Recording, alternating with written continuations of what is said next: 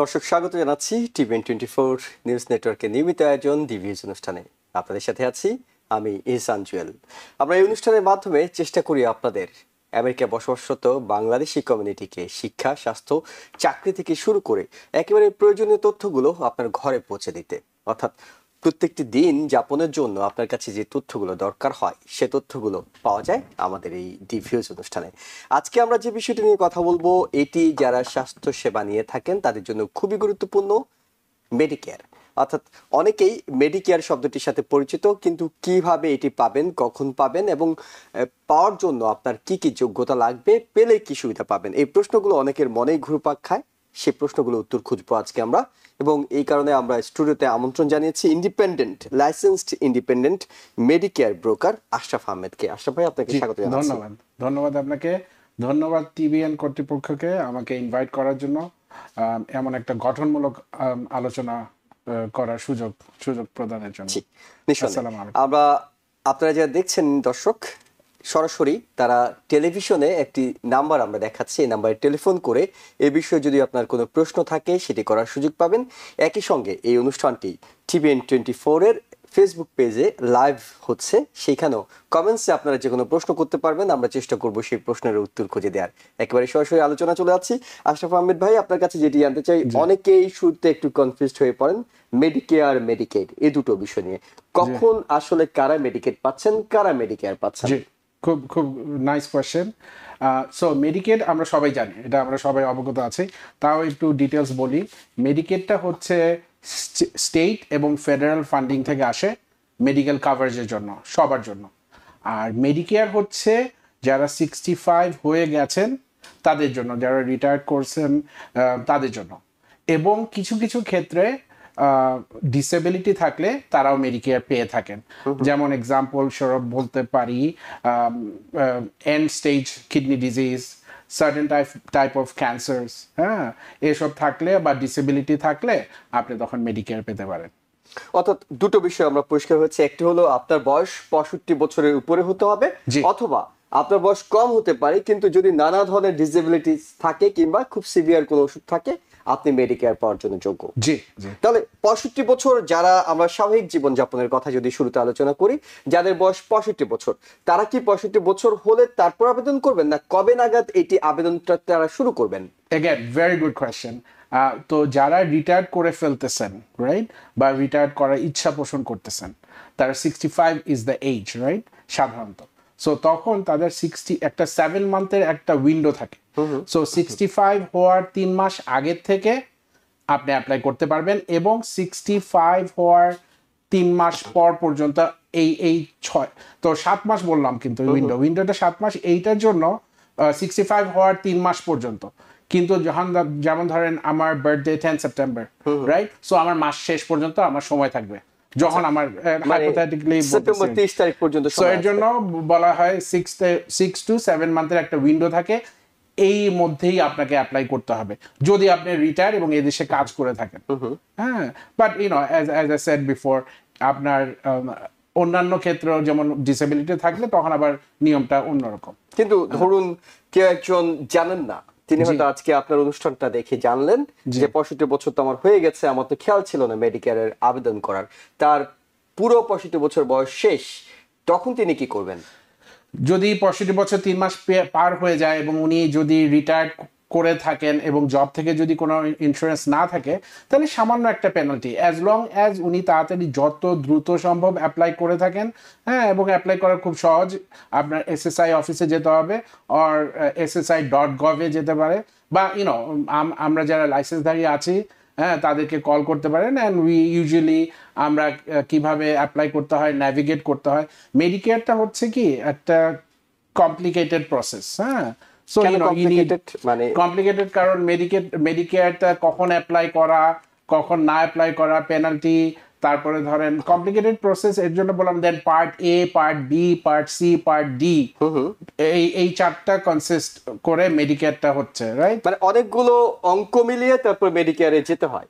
জি, এবং এই কঠিন কাজটি আসলে সহজ করে থাকেন আপনারা যারা ইন্ডিপেন্ডেন্ট মেডিকেল মেডিকেয়ার ব্রোকার আছেন কিংবা যারা মেডিকেল ব্রোকার আছেন, যারা মেডিকেয়ার ব্রোকার। সো মেডিকেয়ার জিনিসটা হচ্ছে কি, আমরা যারা মেডিকেয়ার সম্বন্ধে কথা বলি তাদের একটা পরীক্ষা পাস করতে হয় স্টেটের, সব স্টেটে এরকম। সো আমি যেমন নিউ ইয়র্কের, রাইট? সো আপনাকে আপনি যখন কারোর সাথে হেল্প চাবেন, বেটার আপনি যে জানে বা যে যার লাইসেন্স আছে তার কাছ থেকে হেল্পটা নেওয়া, তাহলে আপনাকে সহজভাবে জিনিসটা ন্যাভিগেট করে দিতে পারবে। কিন্তু একটা প্রশ্ন সম্ভবত থেকে যাচ্ছে, আমরা দুটো যোগ্যতার কথা বলছিলাম মেডিকেয়ার পাওয়ার জন্য, আপনি কথা প্রসঙ্গে বারবার বলছিলেন আপনি রিটায়ারমেন্টের সময়, তার মানে 65 বছর হলেই সবাই পাচ্ছেন না। রিটায়ারমেন্টের একটা বিষয় আছে, চাকরির বিষয় আছে, ইনকাম ট্যাক্স 10 বছরের ফাইলের বিষয় আছে, লিগ্যাল স্ট্যাটাসের বিষয় আছে, এই বিষয়গুলো জানতে চাই। আচ্ছা, শিওর। তো আমি যেটা বারবার বলছিলাম যে 65 হওয়ার 3 মাস আগে অ্যাপ্লাই করতে হবে, বা এবং 3 মাস শেষ হওয়া পর্যন্ত, এবং আপনার বার্থডে যদি যেমন ধরেন 10 সেপ্টেম্বর হয়, ওই মাসের শেষ পর্যন্ত আপনার সময়। কিন্তু এটা সবার বেলা প্রযোজ্য না। এটার জন্য যেমন ধরেন কেউ সিটিতে জব করতেছে, বা উনি মেডিকেয়ারটা নিবে না, উনি সিটির যে ইন্স্যুরেন্স আছে ওইটা কন্টিনিউ করবে, রাইট? সো তাদের জন্য এই জিনিসটা ফলো না করলেও হবে। হ্যাঁ, তারা SSI.gov এ গিয়ে হয়তোবা ওই কোয়েশ্চেনটা না করে, মানে নো করে দিল যে আমি এই মুহূর্তে মেডিকেয়ারটা নিচ্ছি না। কিন্তু কেউ যদি রিটায়ার্ড গ্রহণ করে থাকে বাট অ্যাপ্লাই না করে, তাহলে সামান্য একটা পেনাল্টি দিতে হবে ওই 1 বছরের জন্য। হ্যাঁ, ওকে, লিগ্যাল স্ট্যাটাস এবং অন্যান্য বিষয়গুলো। আচ্ছা, সো এইটাও একটা বিগ কোয়েশ্চেন। সো অনেক সময় দেখা গেছে যে ওই যে কেউ green card holder, right? Green card holder হলেও মেডিকেয়ার পেয়ে যাচ্ছেন, সার্টেন বয়স হইলে, সার্টেন ডিজিজ হইলে, ডিসেবিলিটি থাকলে। সো সেইখানে আপনার ইউএস সিটিজেন না হলেও আপনি মেডিকেয়ার পেয়ে যাচ্ছেন, পার্ট এ পার্ট বি পেয়ে যাচ্ছেন, and then eventually you get a Medicare advantage plan which is part C. Okay, এমন কোন শর্ত কি আছে আপনাকে একটা নির্দিষ্ট সময় ইনকাম ট্যাক্স দিতে হবে তারপর আপনি এটি পাবেন? ইউজুয়ালি মেডিকেয়ার কাদের জন্য? যারা এদেশে কাজ করে গেছেন 10 বছর, তারাই মেডিকেয়ার পাচ্ছেন। বাট কিছু কিছু ক্ষেত্রে ওই যে আবার চলে আসলাম যে যারা ডিসেবিলিটি, আপনার ডিসেবিলিটি না থাকলে 65 বছর হলো তাহলে আপনি পাচ্ছেন না। 65, হ্যাঁ না, নাম্বার 1 আপনি যদি রিটায়ার করে থাকেন তাহলে কোনো অসুবিধা হচ্ছে না, আপনি পাচ্ছেন। মানে 10 বছর ইনকাম ট্যাক্স না থাকলেও পাচ্ছেন? কোনো বড় কোনো অসুখ নেই, 10 বছর ইনকাম ট্যাক্স? ও না, তাইলে পাচ্ছেন না, তাইলে পাচ্ছেন না। বাট দেখা গেছে যে না, সাধারণত কি হয়, যেমন ধরেন 65 হয়ে গেলে একটা সার্টেন বয়স হওয়ার সাথে সাথে অনেক ডিজিজ আসে, হ্যাঁ, তখন SSI কনসিডার করতে পারে। আমরা দেখা গেছে যে তখন মেডিকেয়ার পেয়ে যান। সাধারণত 5 বছর না হলে এটা সাধারণত দিতে চায় না, বাট সার্টেন এটা এটা নির্ধারণ করে আপনার ধরেন SSI যারা সোশ্যাল সিকিউরিটি অফিস, তারাই নির্ধারণ করে, বুঝছেন? ওকে, এবং আপনি বলছিলেন যে মেডিকেয়ার একটা জটিল, আবার অনেকে আমরা মনে করি যে আপনাদের হাত দিয়ে মেডিকেয়ার সহজ হয়ে যায়। সেক্ষেত্রে মেডিকেয়ারের ABCD 4টা প্ল্যানের বিষয় আছে, কোনটার সুবিধা আসলে কি এবং কোনটা কিভাবে আপনি চুজ করবেন? আপনি কিভাবে বুঝবেন যে আমি আসলে কোনটা নেব? রাইট। সো আমি আবার বলছি না, মেডিকেয়ার জটিল কথাটা আমি যদিও বলছি, but what I meant is আপনি যে আপনার এই বিষয়ে এক্সপার্ট, আপনি তাদের সাথে যোগাযোগ করবেন, হ্যাঁ, এবং আপনি মেক শিওর করবেন ওনার পরিচয়টা কি, রাইট? সো তখন জিনিসটা সহজ হয়ে যাবে। আমরা কিন্তু লাইসেন্সধারী, স্টেট জানে আমরা কাজ করতেছি। এটাই জটিল। এটার জন্য বললাম যে অনেকে বয়স হওয়ার সাথে সাথে যেমন ধরেন একটু কষ্ট হয়ে যায় বোঝা। তো যেটা আপনার কোয়েশ্চেন ছিল, মেডিকেয়ার পার্ট এ হচ্ছে হসপিটাল কাভারেজ, হ্যাঁ, এটা কভার করে। মেডিকেয়ার পার্ট বি হচ্ছে আপনার doctors coverage, provider coverage. Part C হচ্ছে আপনার বিভিন্ন প্ল্যান, স্টেটের অনুমোদিত, ওনার এইসব প্ল্যানগুলো কাজ করে, রাইট? ওই প্ল্যানগুলো হচ্ছে মেডিকেয়ার অ্যাডভান্টেজ প্ল্যান বা পার্ট সি, দুইটাই বলে কিন্তু। আর পার্ট ডি হচ্ছে prescription drug plan only. So এটা ABCD।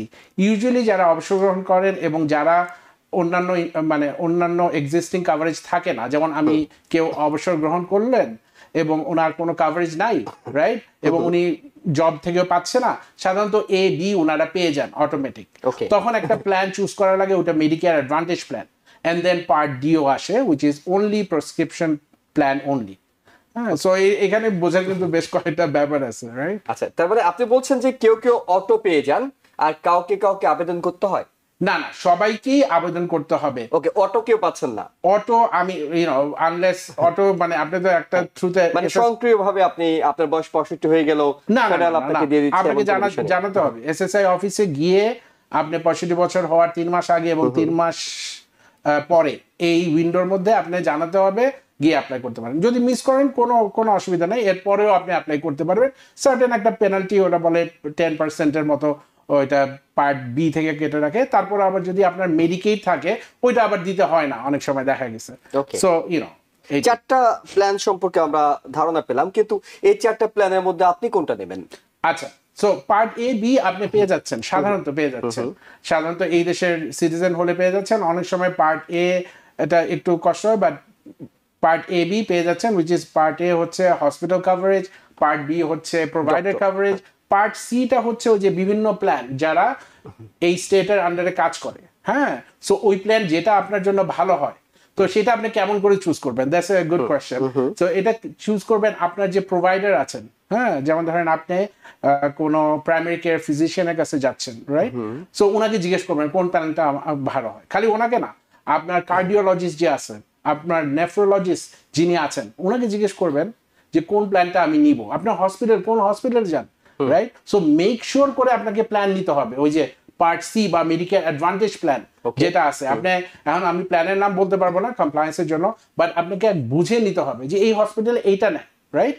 হ্যাঁ, আমি এই হসপিটালে যাচ্ছি, আমার কার্ডিওলজিস্ট হচ্ছে এই প্ল্যানটা নেয়।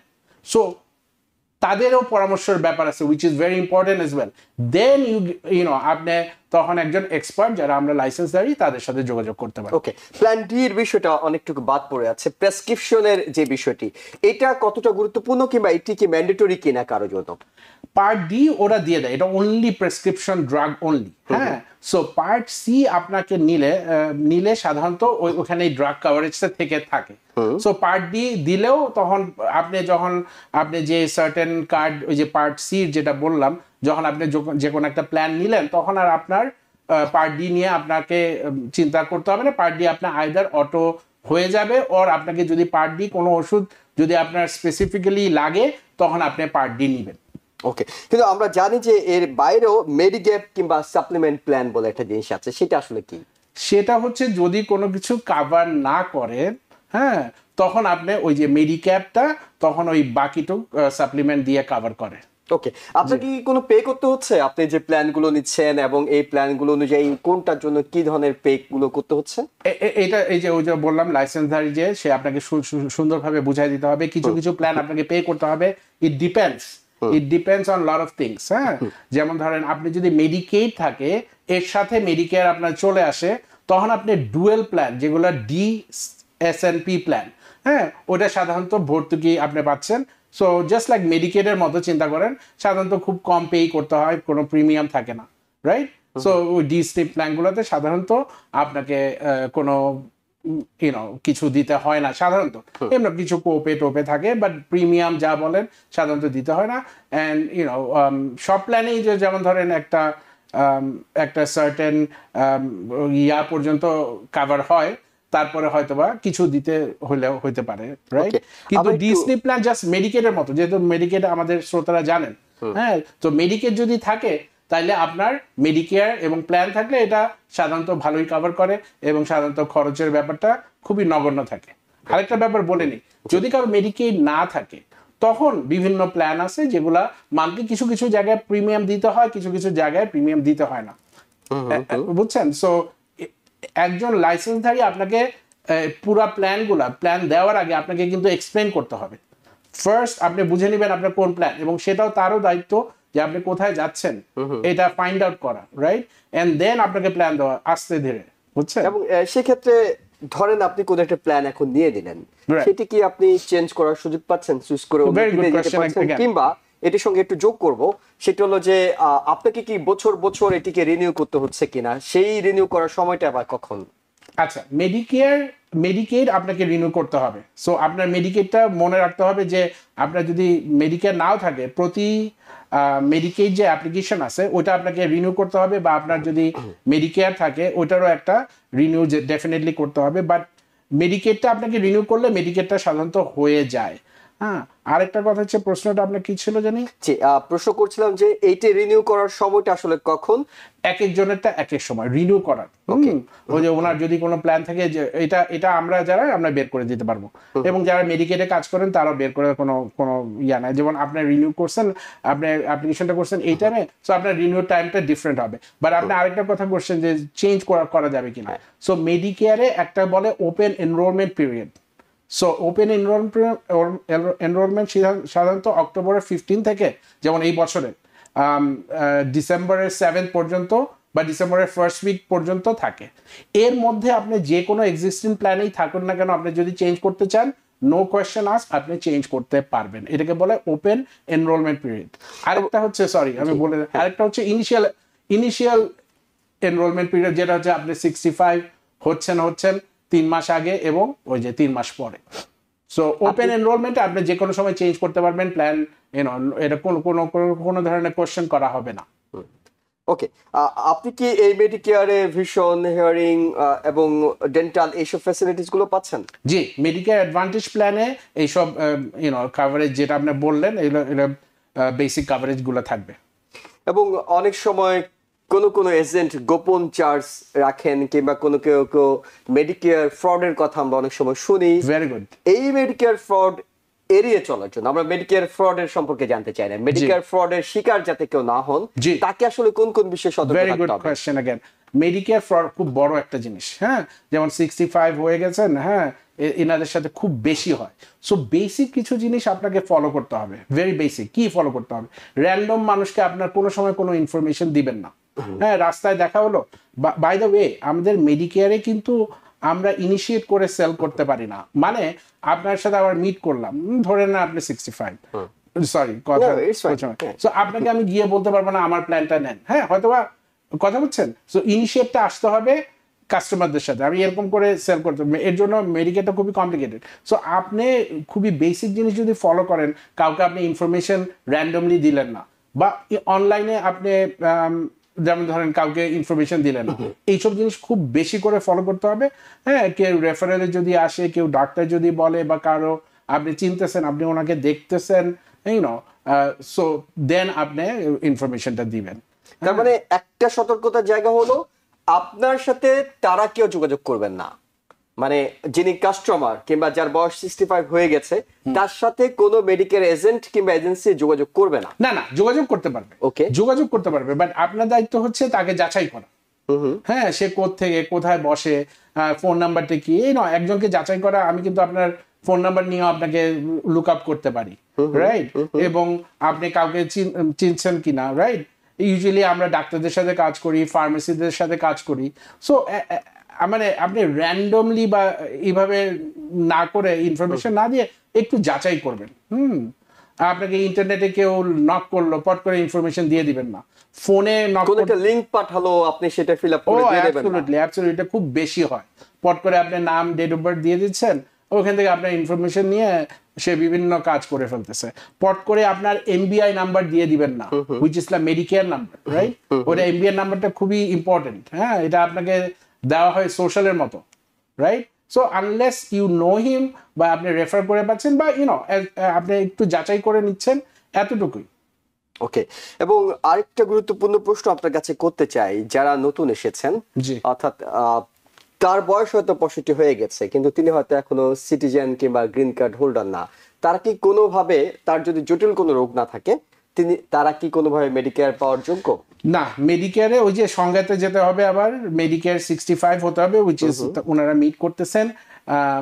বাট ওই যে সার্টেন টাইপ যদি রোগ না থাকে, হ্যাঁ, ওইটা এসএসআই নির্ধারণ করবে। আমি বলে দিতে পারবো না, কিছু কিছু জিনিস আমি জানি, বাট ওটা কথা বলা আমাদের is very highly compliant industry. হ্যাঁ, আমি কথা বলার আগে বুঝে শুনে বলতে হবে। সো বাট না, সাধারণত যদি কেউ নতুন এসে থাকেন, মেডিকেয়ার তার পাওয়ার কথা না, বা কিছু কিছু ক্ষেত্রে যদি রোগ থাকে তাহলে পাবেন। হ্যাঁ, বাট একদম নতুন ইয়া হলে, যদি রোগ থাকে, ডিজিজ থাকে, কোয়ালিফাইড, এটা কি ডিসেবিলিটি থাকে, তাহলে ডেফিনেটলি পাবেন।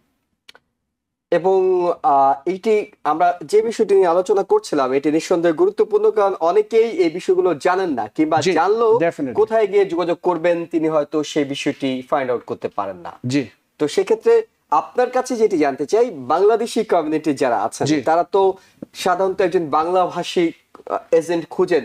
জি সেক্ষেত্রে আপনাদেরকে যারা লাইসেন্স ব্রোকার আছেন, জি আপনাদেরকে খুঁজে পাওয়ার উপায় কি? জি, আমাদের ফোন নাম্বার, যেমন আমার ফোন নাম্বার আপনি নিতে পারেন, যোগাযোগ করতে পারেন। Usually we work with doctors, আমাদের অফিস থাকে, আমাদের বিজনেস কার্ডে আমাদের ডিটেলস দেওয়া থাকবে। এর বিভিন্ন ডাক্তাররা তাদের কেউ না কেউ মেডিকেয়ারের এজেন্টের সাথে কাজ করেন। ওকে, তার মানে পিসিপি কে জিজ্ঞেস করলে তারা it's one way of doing it. Okay. হ্যাঁ, এন্ড দেন আপনি যদি কেউ রেফার করে থাকেন, কেউ না কেউ জানে একজন মেডিকেয়ার রিপ্রেজেন্টেটিভকে, মেডিকেয়ার ব্রোকারকে, সো ওইভাবে আরেকভাবে ওনারা জানতে পারেন। আমরা বিভিন্ন ফার্মেসিতে অ্যাডভার্টাইজ করে থাকি, ক্লিনিকে অ্যাডভার্টাইজ করে থাকি। হ্যাঁ, ওইখান থেকে আপনারা নিতে পারবেন। হ্যাঁ, সো আমরা ever present in the community. Okay, তার মানে হলো যাদের বয়স 65 হয়ে যাচ্ছে, আপনারা এখন থেকেই, অর্থাৎ 65 বছর হওয়ার আগে থেকে প্রস্তুতি নেওয়া শুরু করুন। আপনার মেডিকেয়ারের জন্য আপনি যোগ্য হলে অবশ্যই সেটি পাবেন। কিন্তু শেষ প্রশ্ন যেটি আপনার কাছে করতে চাই সেটি হলো, ডকুমেন্টস কি লাগে? যারা যোগাযোগ করবেন বলে ভাবছেন, মেডিকেয়ার নেবেন বলে ভাবছেন, তাদেরকে তো সেগুলো গুছিয়ে রাখতে হবে। কি কি ডকুমেন্টস তারা গুছিয়ে রাখতে হবে? That's a two-fold question. কারণ একটা হচ্ছে আপনার এসএসআই অফিসে যেতে হবে, এবং বা SSI.gov এ গিয়ে আপনি প্রথম ইনিশিয়ালি অ্যাপ্লাই করলেন। আমরা সাধারণত ওই এমবিআই নাম্বার, বা যদি মেডিকেড থাকে মেডিকেড নাম্বার, হ্যাঁ, ওনাদের সাথে বসে আমরা অ্যাপ্লিকেশনটা করে দিতে পারি। এখানে কথা আছে, আমাদের প্রথম দেখাতেই অ্যাপ্লিকেশনটা, প্রথমে আমরা বসে কি প্ল্যান নিবেন ওইটাকে বলে স্কোপ অফ অ্যাপয়েন্টমেন্ট, ওইটা সাইন করাইতে হয়। তারপরে আরেকদিন গিয়ে ওই পুরা অ্যাপ্লিকেশনটা, পুরা জিনিসটা আমরা সুষ্ঠুভাবে কোন প্ল্যান এসব দেখে সেকেন্ড টাইমে পুরো জিনিসটা শেষ করতে হয়। কতদিন সময় লাগে একদম অ্যাক্টিভ হতে? সো ধরেন আজকে হচ্ছে কত তারিখ, যদি মাসের প্রথম থেকে সবসময় মেডিকেয়ার প্ল্যান, যেটা মেডিকেয়ার অ্যাডভান্টেজ প্ল্যান, যদি আপনার পার্ট এ বি থাকে, পার্ট এ বি কিন্তু আপনি পাচ্ছেন এসএসআই থেকে, রাইট? এ বি থাকে। আর যদি আপনি একটা মেডিকেয়ার অ্যাডভান্টেজ প্ল্যান, যেগুলা আমরা করে থাকি, আমরা যারা লাইসেন্সধারী, এটা পরের মাসের 1 তারিখ থেকে কার্যকর হয়। অনেক ধন্যবাদ আশরাফ আহমেদ, Thank you, আমাদের thank you. স্টুডিওতে এসে গুরুত্বপূর্ণ তথ্যগুলো জি, জানানোর জন্য। থ্যাংক ইউ আমাকে ইনভাইট করার জন্য। থ্যাংক ইউ আমাদের শ্রোতাদের অনেক ধন্যবাদ আমাকে শোনার জন্য। দর্শক, আমরা কথা বলছিলাম licensed independent Medicare broker Ashraf আহমেদের সঙ্গে। তিনি জানাচ্ছিলেন যাদের বয়স 65 হতে যাচ্ছে তারা কিভাবে প্রস্তুতি নেবেন, যাদের বয়স 65 হয়ে গেছে তারা আসলে কোন কোন ধরনের মেডিকেয়ার ফ্যাসিলিটিস গুলো, প্ল্যান গুলো পাচ্ছেন, এইসব বিষয়ে। আমরা ছোট্ট একটি বিরতিতে যাচ্ছি, ফিরবো শিগগিরই, আমাদের সঙ্গে থাকুন। দর্শক, আবারও স্বাগত জানাচ্ছি দি ভিউজ অনুষ্ঠানে। আপনাদের সাথে আছি আমি ইহসান জুয়েল। বিরতির পর আমরা এখন পরিচয় করিয়ে দেব পেনসিলভেনিয়ার আপার ডার্বি টাউনশিপের ট্রেজারার প্রার্থী এমডি সাদুজ্জামান ডেনির সঙ্গে। সাদুজ্জামান ডেনি, নিঃসন্দেহে আপনি আমাকে শুনতে পাচ্ছেন? জুয়েল ভাই, আসসালামু আলাইকুম, কেমন আছেন? জি, ওয়ালাইকুম আসসালাম, আমরা ভালো আছি। আপনার ভোটাররাও নিঃসন্দেহে আপনার অনুষ্ঠানটি হয়তো দেখছে, কিংবা পরেও দেখার সুযোগ রয়েছে তাদের। যেটি আমরা আপনার কাছে জানতে চাই, এই নির্বাচনটি সম্পর্কে জানতে চাই। অর্থাৎ আপার ডার্বি টাউনশিপের ট্রেজারার প্রার্থী আপনি হয়েছেন। এই পথে লম্বা একটা পথ পাড়ি দিয়ে আপনাকে আজকের জায়গায় আসতে হয়েছে। আগামী 4 নভেম্বর আপনি চূড়ান্ত ফলাফল পাবেন, ভোটাররা আপনাকে চায় কিনা। কিন্তু এই পথ পাড়ি দিতে আপনাকে আসলে কি ধরনের পথটা পার হয়ে আসতে হয়েছে? থ্যাংক ইউ জুয়েল ভাই এবং TVN21 অনেক ধন্যবাদ আমাকে ইনভাইট করার জন্য। আসলে পথটা খুব কঠিনও না, আবার ইজিও না। আমরা প্রাইমারিতে ইলেকশন করতে হয়েছে। যদি ডেমোক্রেট থেকে আমি প্রার্থী আপার ডার্বি টাউনশিপ ট্রেজারারের পক্ষ থেকে, এবং ডেমোক্রেটের যদি কোনো এই পদে যদি কোনো ক্যান্ডিডেট থাকে, সেই ক্ষেত্রে ডেমোক্রেটে ওই প্রার্থীর সাথে আমাদের জয়ী হয়ে ডেমোক্রেটে আসতে হয়। এবং ইনিশিয়ালি আমাদের যারা কমিটি লিডার আছে, ইলেক্টেড কমিটি লিডার, তারা নমিনেট করে যে কে ক্যান্ডিডেট হবে। তো সেখানে আমি সিলেক্ট হয়েছি, এবং তারপরে আমার এগেনস্টে কোনো ডেমোক্রেটের প্রার্থী ছিল না। সেই ক্ষেত্রে আমি সেই প্রাইমারি জয়টা ইজি ছিল। তো আমার কোনো ক্যান্ডিডেট ছিল না, তো অটোমেটিক আমি প্রাইমারিতে ইলেকশনে জয়ী হয়েছি। নিঃসন্দেহে আপনি সৌভাগ্যবান, কিন্তু 4 নভেম্বর তো আপনার বিরুদ্ধে প্রার্থী আছে। সেইখানকার এখন পর্যন্ত ভোটারদের জনমত, কিংবা সেটি এই এলাকায় ডেমোক্রেটদের আসলে কতটা তারা এখানে বেশি এরকম সংখ্যাগরিষ্ঠ আছেন, সে বিষয়গুলো কি একটু জানাবেন? জি, আসলে আপার ডার্বি যে টাউনশিপটা, আসলে বর্তমানে ডেমোক্রেটের আধিপত্য সবচেয়ে বেশি। এবং আমরা আমাদের যে হিউজ বাংলাদেশি কমিউনিটি, এবং এই বাংলাদেশি কমিউনিটি যদি আমাদের পাশে থাকে এবং আমাদের সাপোর্ট দেয়, রিপাবলিকানের ক্যান্ডিডেট আমাদের আসলে ওদের পক্ষ থেকে আমাদের জয়ী হওয়া কঠিন কিছু না। তো আমি মনে করি যে আমরা বাংলাদেশি যে লিডাররা আছে এবং বাংলাদেশি কমিউনিটি নভেম্বর 4 তারিখ বের হবে এবং সবাই আমাদের ভোট দেবে এবং সাপোর্ট করবে ইনশাল্লাহ। এবং আপনার যে প্রতিপক্ষ অর্থাৎ রিপাবলিকান প্রার্থী তিনি বাংলাদেশি নয় তো? না, যিনি বাংলাদেশি নয়। আচ্ছা, আমাদের এখন প্রচুর সংখ্যক রিপাবলিকান মানে বাংলাদেশিদেরকে আমরা রিপাবলিকান দলের সঙ্গে সংশ্লিষ্টতা দেখতে পাচ্ছি। তারা দুই দলে, বেশিরভাগ ক্ষেত্রে আমরা দেখি যে বাংলাদেশি মানে ডেমোক্রেটিক পার্টি করেন, কিন্তু অনেকে এখন রিপাবলিকান পার্টিও করছেন, সেই কারণে আপনাকে জিজ্ঞেস করা। আমাদের আপাটামিতে আলহামদুলিল্লাহ আমাদের মেজরিটি আপনি 100% বলতে পারেন যে ডেমোক্রেট সাপোর্ট করে, এবং তারা ডেমোক্রেট আমাদের যারা কাউন্সিলম্যান আগে ছিলেন তারা ডেমোক্রেট থেকে ইলেকশন করে কয়েকবারের মধ্যে কাউন্সিলম্যান ছিলেন, এবং যারা আমাদের এই পথ দেখিয়েছে আচ্ছা তারাও ডেমোক্রেটকে সাপোর্ট করে এই পর্যন্ত এসেছে, এবং তাদের পথ দেখেই আমরা আসলে আজকে এই জায়গায় দাঁড়িয়েছি। এবং আমাদের আলহামদুলিল্লাহ আমি আপনাকে বলতে পারি যে আমার সাথে আরো দুজন বাংলাদেশি ক্যান্ডিডেট রান করেছে, একজন স্কুল ডিস্ট্রিক্ট থেকে এবং একজন কাউন্সিল ওমেন যে রান করতেছে আমার পাশাপাশি। এবং আপনাদের একটু পিছনটাও ফিরতে চাই, অর্থাৎ পিছনকার খবরও নেব আমরা, যে এর আগে বাংলাদেশিরা এই পেনসিলভেনিয়া আপার ডার্বি টাউনশিপে কতটা সাফল্য পেয়েছিলেন, অর্থাৎ কোন কোন পদে তারা ছিলেন এর আগে? আপার ডার্বি টাউনশিপে আমাদের শেখ সিদ্দিক ভাই উনি কয়েকবার কাউন্সিলম্যান নির্বাচিত হয়েছেন, এবং আমাদের আপনি জানেন আপার ডার্বির পাশে আমাদের একটা মেলবোর্ন সিটি আছে, সেখানে মেয়র কাউন্সিলম্যান সবই আমরা বাংলাদেশে। এবং আলহামদুলিল্লাহ বর্তমানে এবং আমাদের স্কুল ডিস্ট্রিক্টে যে এখন বর্তমান প্রার্থী সেও প্রিভিয়াস স্কুল ডিস্ট্রিক্টের ডিরেক্টর ছিলেন। তো আমাদের আসলে এই পদটা এই পজিশন গুলা ডেমোক্রেটের বাংলাদেশিরা দিনের পর দিন আমরা টাউনশিপে আরো পজিশন গুলাতে আমরা ইলেকশন করতে পারতেছি, এবং বাংলাদেশের সাপোর্ট আছে বলেই আসলে আমরা এই জায়গাটায় যেতে পারছি। এবং এটা খুবই গুরুত্বপূর্ণ যে বাংলাদেশিরা এগিয়ে আছে, আর এগিয়ে যাওয়া বাংলাদেশিদের আমরা সামনে রাখতে চাই বলে TVN24 সবসময় তাদেরকে সামনে নিয়ে আসে, তাদেরকে পরিচয় করে দেওয়ার চেষ্টা করে, তাদের এই নির্বাচনের পথটাকে অনেক বেশি সহজ করার চেষ্টা করে। সাইদুজ্জামান ডেনি, আপনার কাছে যেটি জানতে চাই সেটা হলো যে এই আপার ডার্বি টাউনশিপের ট্রেজারার হিসেবে নির্বাচিত হলে আপনার আসলে মূল দায়িত্বটা কি হবে, কোন কোন কাজটি আসলে আপনি করছেন?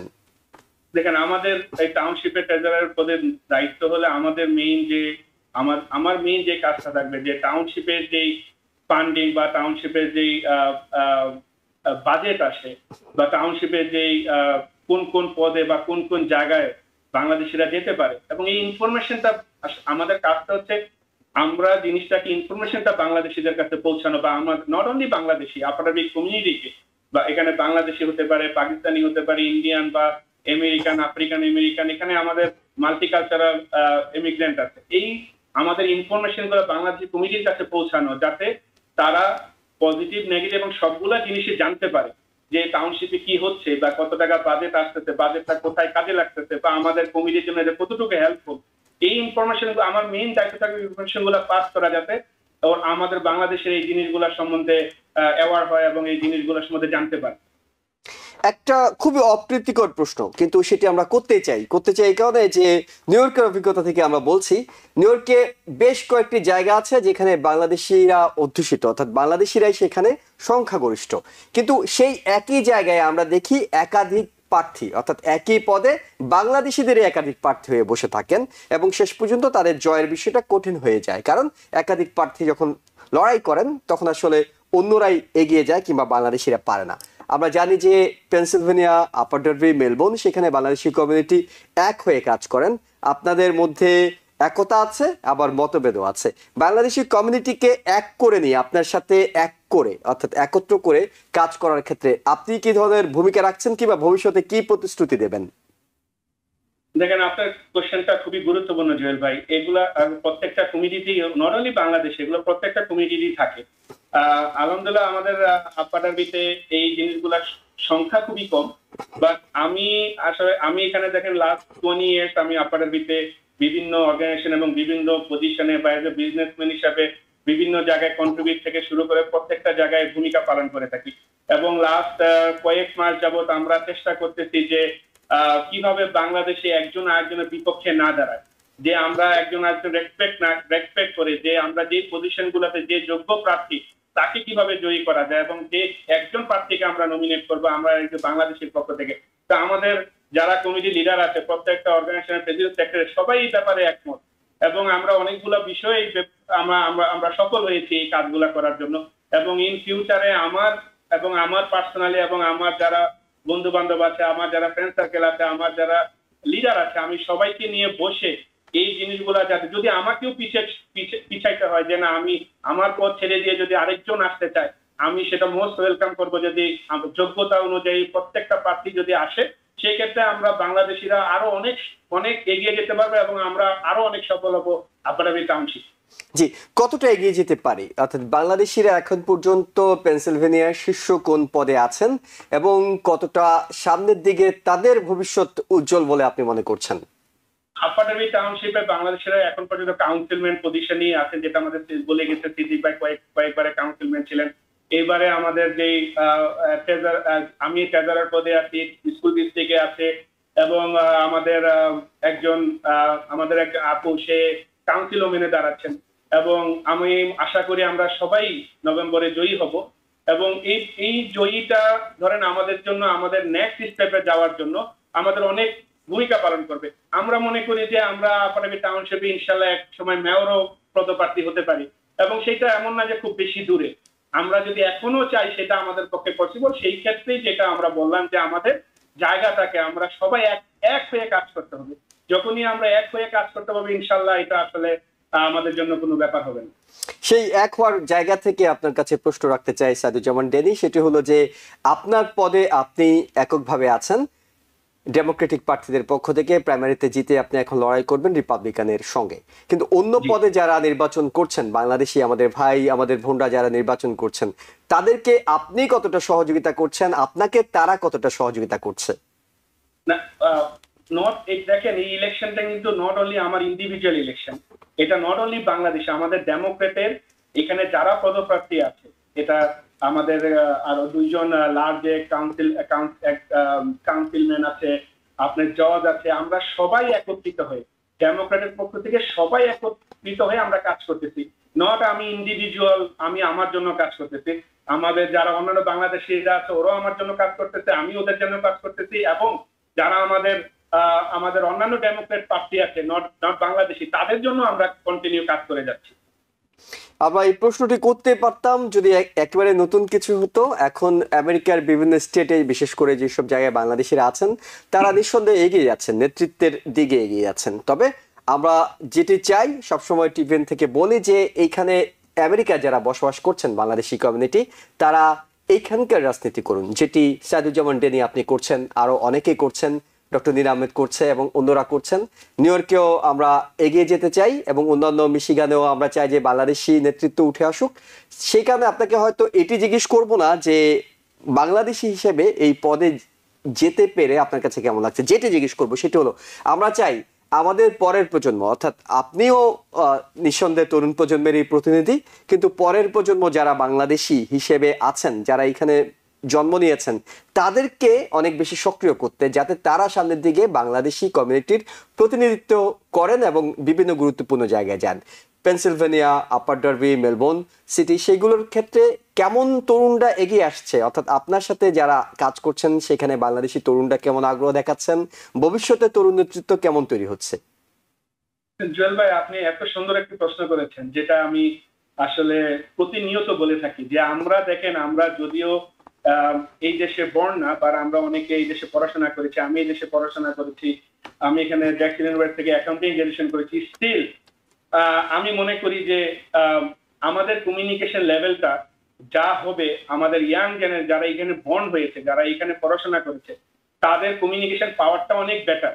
এবং আমি অনেকগুলা প্রোগ্রামেও বলেছি, আমি নীনা আপাকেও বলেছি, আপনি নীনা আহমেদের কথা বলেছেন, যে আমরা ওনাকে বলেছি আমাদের তরুণ প্রজন্মকে এই জায়গাটায় নিয়ে আসতে হবে। যখন আমরা তরুণ প্রজন্মকে এই জায়গাটায় নিয়ে আসতে পারবো, তখন আমরা সফলতার ঊর্ধ্বে চলে যেতে পারবো। এবং আমি অনেক কাজ করেছি, আমরা কমিটি লিডারকে একসাথে করতেছি যে আমাদের ইয়াং জেনারেশনকে এই জায়গায় নিয়ে আসতে হবে। যদিও সংখ্যাটা খুবই কম, তা আমি মনে করি যে এই সংখ্যাটা আমরা যদি সবাই একসাথে হই, এই সংখ্যাটা আরো অনেক বেড়ে যাবে। এবং আপনি জেনে খুশি হবেন আমাদের লাস্ট ডেমোক্রেট রেসে, যেটা আমরা প্রাইমারিতে রেসে, আমাদের একজন ইয়াং বাংলাদেশি তরুণী ছিল যে এই দেশে পড়াশোনা করেছে এবং এবং সে এখন ডক্টরেট পড়াশোনা করতেছে। তো এবং আমরা তাকে নিয়েও আমরা আশাবাদী, এবং ও যখন এগিয়ে এসেছে এরকম আরো ইয়াং জেনারেশন এগিয়ে আসবে আমরা আশা করি। নিঃসন্দেহে আমরাও এই আশাবাদটা জানাই। সাইদুজ্জামান ডেনি, আমরা প্রত্যাশা করি যে আপনিও জয় পাবেন এবং আপনিও জয় পাবেন, সেটি আমরা ধরে নিচ্ছি। কিন্তু একটি প্রশ্ন থেকে যাচ্ছে, যেহেতু প্রাইমারিতে আপনাকে নির্বাচন করতে হয়নি, কিন্তু চূড়ান্ত নির্বাচন 4 নভেম্বর আপনাকে করতে হবে। নিঃসন্দেহে TVN24ও বলবে বাংলাদেশি কমিউনিটি সবাই প্রত্যেকে যাতে গিয়ে আপনাকে ভোট দেয়। কিন্তু কেন আপনাকে ভোট দেবে? অর্থাৎ এই প্রশ্নটি তো থেকে যাবে যে আপনি আসলে কি করেছেন যে কারণে আপনি মনে করেন যে আপনাকেই ভোট দেওয়া উচিত। দেখেন, আসলে কি করেছি সেটা তো বলাটা আসলে যার যার। আমি দেখেন এখানে 20 বছর আছি, এখানে পড়াশোনা করেছি, এখানে প্রত্যেকটা অর্গানাইজেশনের সাথে আমি জড়িত। মোটামুটি বাংলাদেশের বাংলাদেশ টেক্সটাইল অফ পেনসিলভেনিয়া, আমি কুমিল্লা সমিতির কুমিল্লা গ্রেটার কুমিল্লা সোসাইটির প্রেসিডেন্ট, এবং আরো অন্যান্য বড় বড় অর্গানাইজেশনের আমি লাস্ট কয়েক বছর আমার কোম্পানি থেকে প্রচুর ডোনেট করেছি, যাতে সংগঠনগুলা তার যে গোল সাকসেস করতে পারে। এবং আমি আমার বিজনেস থেকে আমি লাস্ট 7-8 ইয়ার্সে আমি almost more than 700 to 1000 employment create করেছি, যেখানে মেজরিটি হচ্ছে বাংলাদেশি। এবং প্রত্যেকটা জায়গায় আমাদের কমিটির যত সাংস্কৃতিক প্রোগ্রাম, যত ধরনের কালচারাল প্রোগ্রাম, যত সামাজিক প্রোগ্রাম, প্রত্যেকটা জায়গায় এজ এ আমি কন্ট্রিবিউট করি অথবা আমার বিজনেস কন্ট্রিবিউট করে। নট অনলি কন্ট্রিবিউশন, আমরা প্রত্যেকটা মেম্বার, আমরা বাংলাদেশে এখানে যারা আছে, আপনি জুয়েল ভাই এখানে অনেকবার এসেছেন, আপনি দেখেছেন আমরা বাংলাদেশের এখানে খুব সুন্দর অনেক প্রতি বছর অনেক আয়োজন করে থাকি। প্রত্যেকটা আয়োজনে আমার কন্ট্রিবিউশন থাকে। তা আমি মনে করি যে আমাকে নভেম্বর 4 তারিখ যদি বাংলাদেশিরা জয়ী করে, আমি মনে করি আমি তাদের জন্য আরো অনেক কাজ করতে পারবো, এবং আমার উৎসাহ এবং উদ্দীপনা আরো বাড়বে বাংলাদেশ কমিটির জন্য আরো অনেক কিছু করার, এবং আমার ইচ্ছাও আছে বাংলাদেশ কমিটিকে আরো অনেক কিছু উপহার দেওয়া। এবং আমরা প্রত্যাশা করব, আমরা জানি, আমরা আশাবাদী, আমরা আপনার জন্য দোয়াও করি যে আপনি জয়ী হন। কিন্তু আপনি জয়ী না হলেও আপনি বাংলাদেশি কমিউনিটির জন্য আরো বেশি কাজ করবেন, সেটি তো আমরা আশা রাখতে পারি। অবশ্যই জুয়েল ভাই, আমি আসলে তো ইলেকশনটা তো আসলে মূল বিষয় না, আমরা কাজ করে যাচ্ছি, এবং যারা আসলে সমাজের জন্য কাজ করে, আপনি সেটা জানেন যে তারা কোনো কিছু পাওয়ার জন্য কাজ করে না, এটা করে যায়। তো আমরাও করে যাব ইনশাল্লাহ, আশা করি। একেবারে শেষ প্রশ্ন, সেটি হলো আপনার ভোটাররা যারা দেখছেন, যারা আপার ডেরবি টাউনশিপের ভোটার, বাংলাদেশি কমিউনিটি, TVN24 এর দর্শক, তাদের উদ্দেশ্যে আপনার কি আহ্বান থাকবে? আমার আহ্বান থাকবে, বাংলাদেশি যারা আছেন নভেম্বর 4 তারিখে সবাই ভোট দিতে আসবেন। আপনার বন্ধু, আপনার বান্ধব, আপনার আত্মীয় স্বজন, আপনার ফ্রেন্ডস এবং ফ্যামিলি যারাই আছেন, সবাইকে আপনার ইনফরমেশনটা পাস করবেন যে নভেম্বরের 4 তারিখে আমাকে এবং আমাদের আরো যারা দুজন বাংলাদেশি আছেন এবং ডেমোক্রেটে আমাদের যারা এই পদে দাঁড়িয়ে বিভিন্ন পদে দাঁড়িয়েছেন, সবাইকে ভোট দিবেন। আমরা যদি বাংলাদেশিরা ভোট দিতে বের হই, এবং আপনি জানেন জল ভাই, যখন আমরা বাংলাদেশিদের ভোট দেই, এই ভোটটা একটা রেকর্ড হিসাবে থাকে যে ডেমোক্রেটের কোন কোন জায়গা থেকে ভোট তুলে এসেছে। তো আমরা যদি বাংলাদেশিরা আমি সবাইকে বলি, আপনারা বাংলাদেশে আসেন, ভোট দেন। এটা আমাদের শক্তি, এটা আমাদের পাওয়ার। আমরা এটা সবসময় কাজে লাগাইতে হবে যে বাংলাদেশের একত্রিত এবং বাংলাদেশিরা জয়ী হতে পারে। তো আমার আহ্বান থাকবে সবাইকে, দল মত নির্বিশেষে, আমরা যারা বাংলাদেশিরা দাঁড়িয়েছে এবং যারা ডেমোক্রেটিক পক্ষ থেকে দাঁড়িয়েছে, সবাইকে ভোট দিতে আসেন। আপনার পছন্দের প্রার্থী হোক, অপছন্দের প্রার্থী হোক, এবং বাংলাদেশিদের আপনার ভোট দিয়ে জয়ী করেন। অসংখ্য ধন্যবাদ এবং শুভকামনা এমডি সাইদুজ্জামান ডেনি, যিনি পেনসিলভেনিয়া আপার ডারবি টাউনশিপে ট্রেজারার পদে প্রার্থী হয়েছেন, এবং আগামী 4 নভেম্বর চূড়ান্ত ভোট হবে। সেই ভোটে তিনি যেই কথাটি সবশেষ বলেছেন সেটি খুবই গুরুত্বপূর্ণ, যে আপনি বাংলাদেশি কমিউনিটি হিসেবে ভোটার রেজিস্ট্রেশন করুন এবং ভোট দিতে যান। কারণ দিন শেষে তাদের কাছে এই পরিসংখ্যানটা থাকে, যারা আমেরিকার নীতি নির্ধারণ করেন, আমেরিকার পলিসি মেকিং করেন, তাদের কাছে থাকে কোন কমিউনিটি কতটা ভোটার আছেন, তারা কতটা ভোট দিয়েছেন। যখনই তারা দেখেন বাংলাদেশি কমিউনিটির ভোটাররা গিয়েছেন, ভোট দিয়েছেন সংখ্যায় বেশি, 80%, 70%, তারা জানেন এই কমিউনিটি রাজনৈতিক সচেতন, এই কমিউনিটির গুরুত্ব আছে, এবং ভবিষ্যতে যিনি দায়িত্বে আসেন না কেন তিনি আপনার কমিউনিটিকে মূল্যায়ন করতে বাধ্য, কারণ আপনার কমিউনিটির ভোটের শক্তি আছে এবং এই ভোটের শক্তি আমেরিকাতে অত্যন্ত গুরুত্বপূর্ণ, যেটি আপনার একটি ভোটে এটি বাড়তে পারে। এবং সেই কাজটি নিঃসন্দেহে আমরা বলবো বাংলাদেশি কমিউনিটি যারা দেখছেন, কোনো একটি নির্বাচনে 4 নভেম্বর নিউ ইয়র্কেও মেয়র নির্বাচন আছে, কাউন্সিলম্যান ওমেন নির্বাচন আছে, কোনো একটি নির্বাচনে আপনার এই ভোটের শক্তিটি অপচয় হতে দেবেন না। নিঃসন্দেহে ভোট কেন্দ্রে যাবেন এবং ভোট দেবেন। সবার জন্য শুভকামনা, ভালো থাকবেন। TVN 24 টেলিভিশন দেখতে আজই কল করুন 7187776556। লগ ইন করুন www.totalcablebd.com। নিউ ইয়র্ক থেকে সম্প্রচারিত TVN 24 টেলিভিশন বিশ্বজুড়ে বাঙালির কণ্ঠস্বর।